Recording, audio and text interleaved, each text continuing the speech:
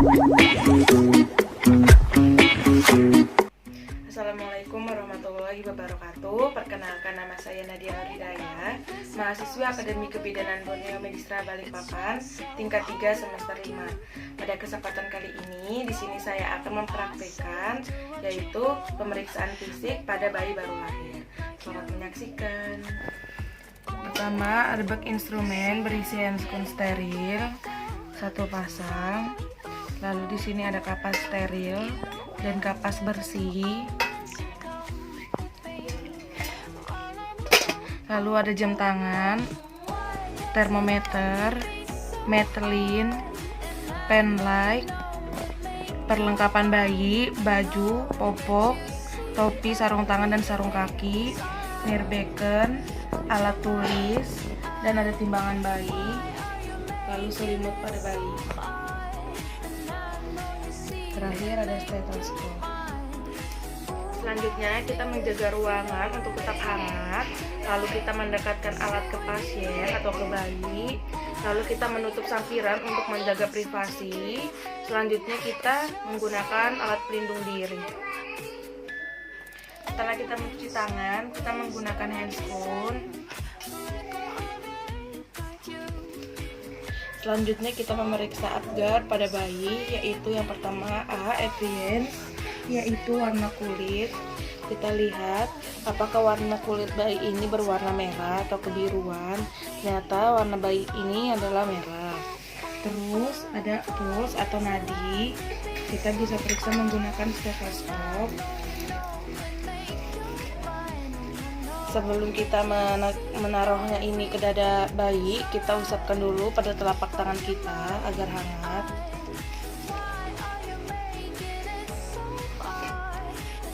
Kita hitung selama 1 menit. Normalnya untuk denyut jantung bayi itu ya di atas 100 sampai 140. Lanjut ke grimace, yaitu refleks atau respon bayi.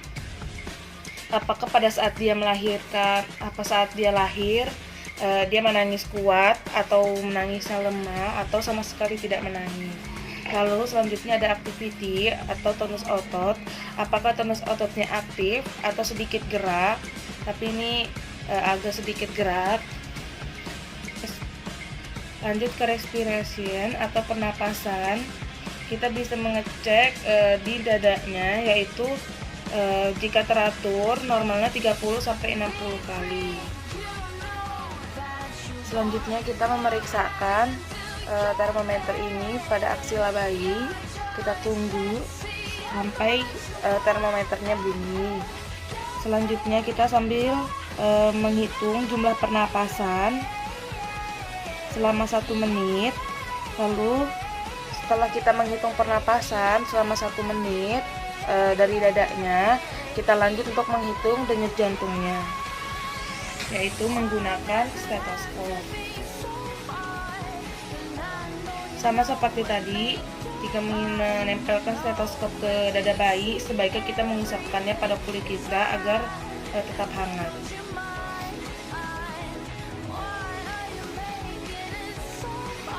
Jika kita sudah mendapatkan hasilnya, kita catat semua di buku. Selanjutnya kita lanjutkan ke penimbangan bayi. Yang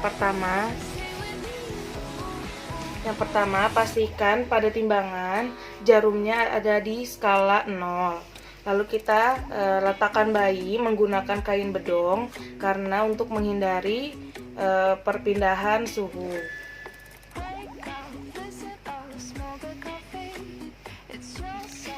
Selanjutnya kita mengukur tinggi atau panjang badan bayi.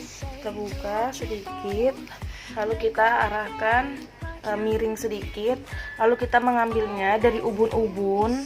Kita ukur dari ubun-ubun hingga ke tumit. Pastikan posisi bayi ini lurus. Kita bisa meluruskannya dengan lembut. Lututnya diluruskan sampai ke tumit.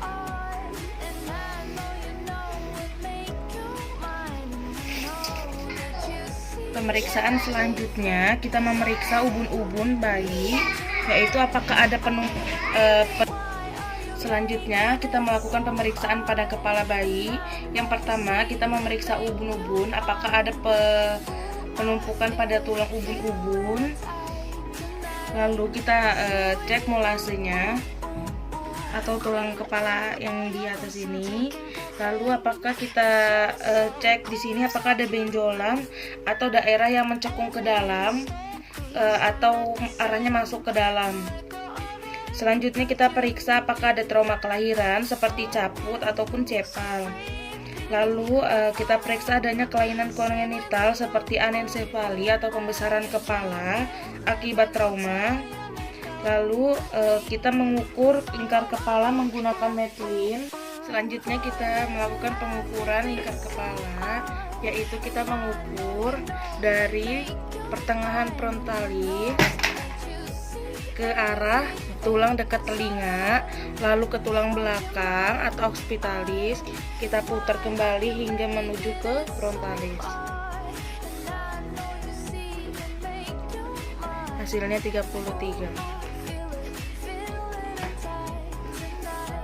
Selanjutnya kita periksa pada wajah bayi, yaitu wajah harus tampak simetris. Terkadang wajah bayi itu tampak asimetris. Hal ini karena posisi bayi di intrauteri. Nah, perhatikan kelainan wajah yang khas seperti sindrom Down atau sindrom Pierre-Robin. Pada kasus sindrom Down, wajah bayi ini dianya tidak simetris atau dianya tidak sama-sama lurus atau tempatnya berbeda. Selanjutnya kita juga periksa pada kelainan wajah akibat trauma lahir seperti laserasi atau fasialis. Lalu kita periksa keadaan mata bayi, goyangkan kepala bayi secara perlahan supaya mata bayi terbuka.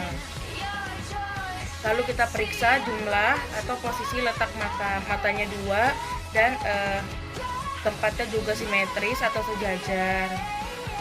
Lalu kita memeriksakan adanya strabismus, yaitu koordinasi mata yang belum sempurna. Nah, kita periksa juga glaukoma kongenital, yaitu mulanya akan tampak sebagai pembesaran, kemudian sebagai kekeruhan pada kornea mata. Katarak kongenital akan mudah terlihat, yaitu jika pupil berwarna putih. Nah, pupilnya itu harus tampak bulat. Terkadang ditemukan bentuk seperti lubang atau kolobama yang dapat mengindikasikan adanya defek retina. Periksa adanya trauma seperti palpebra, perdarahan konjungtiva atau pada retina. Lalu periksa juga adanya sekret pada mata. Konjungtivitis oleh kuman gonokokus dapat menjadi panoftalmia dan menyebabkan kebutaan pada bayi. Nah, apabila ditemukan epicanthus, melebar kemungkinan bayi mengalami sindrom Down.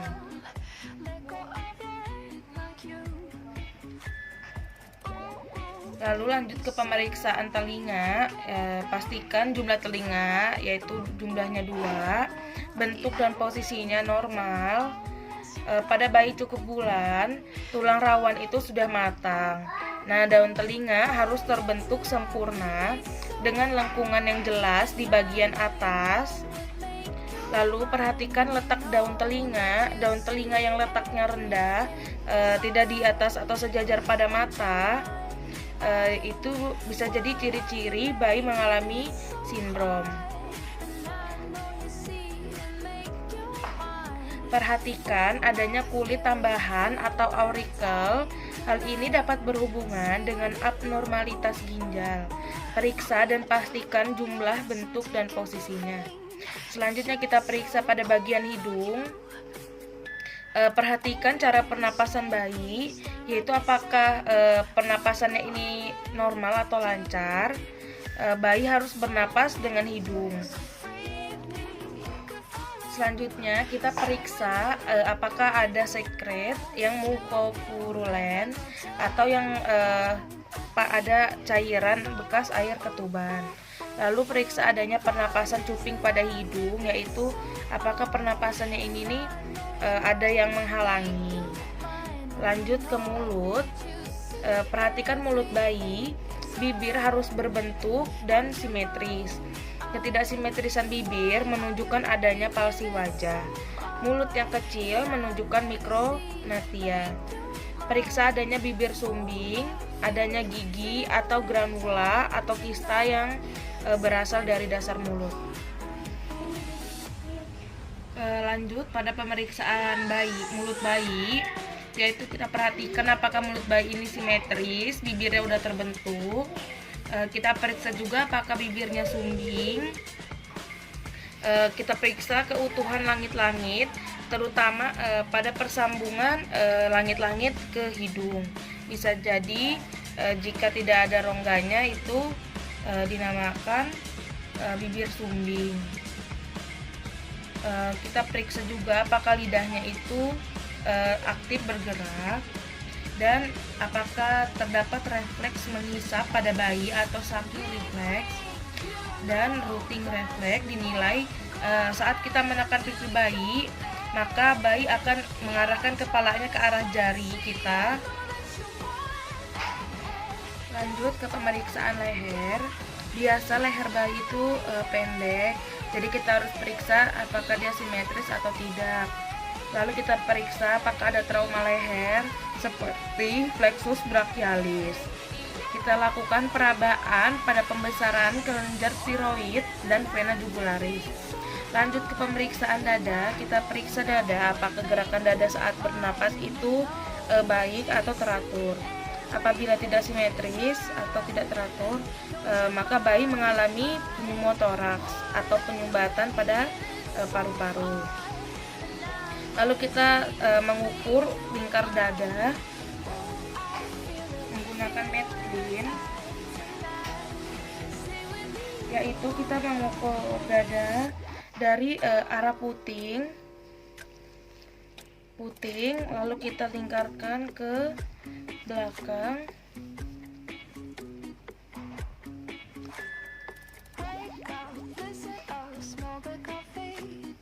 hingga ketemu dengan dada kembali. Biasanya ukuran pada lingkar dada dan lingkar kepala itu bedanya hanya 1-2 cm. Lanjut ke pemeriksaan bahu. Kita raba seluruh klavikula untuk memastikan keutuhannya, terutama pada bayi yang lahir dengan presentasi bokong atau distosia bahu. Kita lakukan pemeriksaan pada tangan bayi. Kedua lengan ini harus sama panjang dan kita periksa dengan cara meluruskan lengan ke bawah. Kedua lengan harus bebas bergerak. Jika gerakan kurang, kemungkinan adanya kerusakan neurologis atau fraktur. Kita lakukan pemeriksaan pada jumlah jari, yaitu kita perhatikan adanya polidaktil atau lebih dari 5 ataupun sidaktil kurang dari 5. Telapak tangan harus dapat dibuka. Garis tangan yang hanya 1 buah berkaitan dengan abnormalitas kromosom. Dan kita periksa pada kukunya apakah dapat terinfeksi atau tercabut sehingga menimbulkan luka. Lalu kita kaji untuk refleks grabs atau menggenggam pada bayi. Ketika kita menaruh telunjuk kita, maka bayi otomatis akan menggenggam telunjuk jari kita. Selanjutnya kita memeriksa keadaan sistem saraf bayi, yaitu refleks Morow atau refleks kaget, dengan cara kita bertepuk di dekat telinganya bayi. Jika dia kaget, maka refleksnya itu aktif atau sarafnya dia aktif. Lanjut ke periksaan abdomen. Apakah bentuk perut ini cekung atau datar? Jika perutnya itu sangat cekung, kemungkinan terdapat hernia diafragmatika.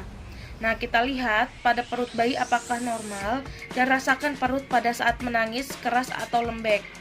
Kita bisa menaruh tangan kita di atas perutnya. Lalu kita perhatikan adakah benjolan sekitar tali pusat pada saat menangis.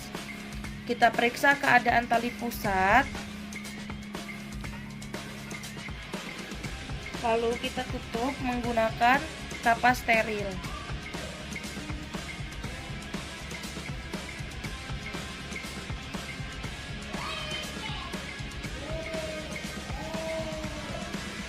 Lanjut ke pemeriksaan genetalia. Pada bayi laki-laki kita bisa mengecek untuk posisi lubang uretra, apakah itu udah ada lubangnya. Lalu kita bisa melihat bahwa testisnya itu sudah turun ke bawah. Periksa apakah adanya hipospadia. Skrotum harus dipalpasi untuk memastikan jumlah testis itu ada 2.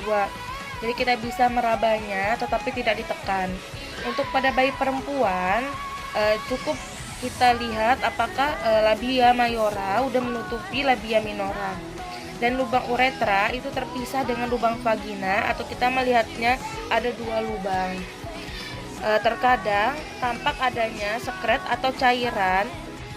Selanjutnya kita lanjut pada pemeriksaan tungkai dan kaki bayi. Pada kaki bayi kita bisa memeriksanya dengan kita cek apakah bayi kakinya ini panjangnya simetris dengan meluruskan keduanya. Terus kedua tungkainya itu harus dapat bergerak atau kita pastikan dia ini tonus oktotnya aktif. Dan kita periksa adanya polidaktil atau sidaktil pada jari-jari kaki. Pada anus dan rektum bayi kita bisa melihat pada lubangnya ini setidaknya kita lihat apakah ada lubangnya, dan kita bisa mengkaji biasanya mekonium itu keluar pada 24 jam pertama. Jika sampai 48 jam belum keluar, kemungkinan adanya mekonium plug syndrome. Selanjutnya kita lakukan pemeriksaan pada punggung bayi. Kita telungkupkan. Lalu kita periksa apakah tulangnya ini rata atau lurus. Lalu kita cek apakah ada spina bifida, dan kita cek apakah ada bercak mongolnya.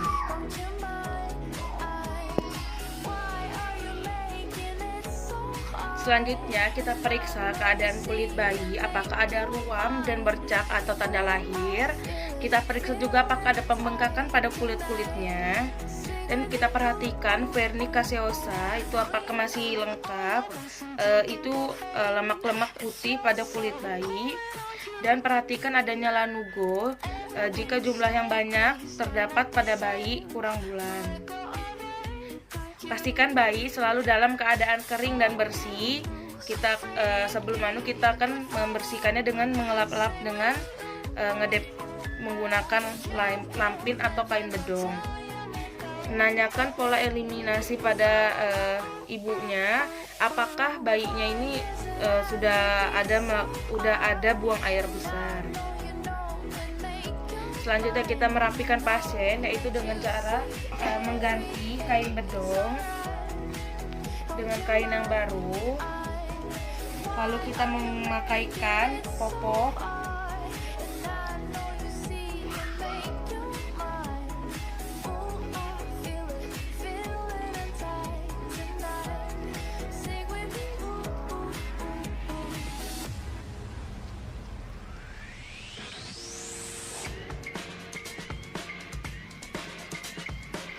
Kita pakaikan kaos tangan.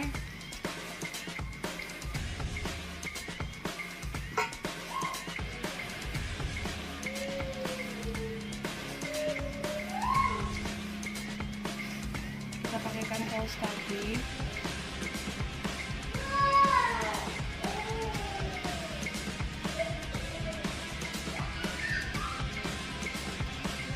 Dan terakhir kita pakaikan topi.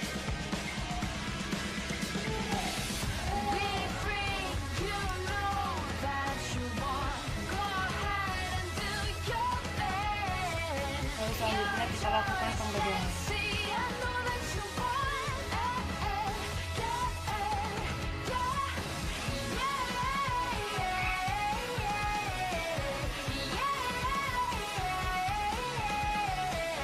Untuk melakukan pembedongan bayi, kita tidak perlu mengikatnya terlalu kuat, cukup kita luruskan tangannya dan kita cukup ratakan gimana posisi nyamannya kaki bayi, dan tidak boleh dipaksakan untuk lurus lalu kita ikat kuat. karena akan menghambat pergerakan bayi. Jika sudah rapikan pasien, kita melakukan perapian alat. Setelah melakukan tindakan, kita melepas handscoon secara terbalik. Kita rendam di larutan klorin. Kita melepas APD. Sekian video pemeriksaan fisik pada bayi baru lahir dari saya. Kurang lebihnya mohon dimaafkan. Wassalamualaikum warahmatullahi wabarakatuh.